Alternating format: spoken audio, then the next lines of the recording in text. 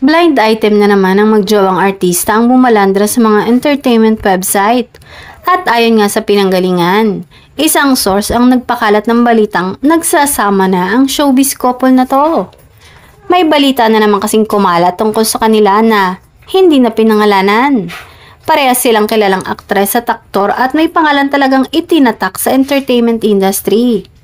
Ito nga daw magjowang to ay sikretong nagsasama na sa iisang bahay. Pero komento nga ng mga nakakaalam, wala naman daw silang nakikitang problema kung sakaling ganun nga ang nangyayari sa kanila.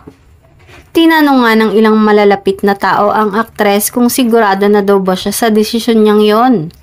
Sinagot daw sila ng aktres at sinabing siguradong sigurado na siya sa pagsasama nila ng boyfriend niyang aktor at handa naman na din daw silang bumuo ng pamilya kung sakali. Wala naman ngang nakikitang problema sa dalawang to kung kaya't wala din naman sigurong magiging problema kung sakaling bumuo na sila ng kanilang sariling pamilya.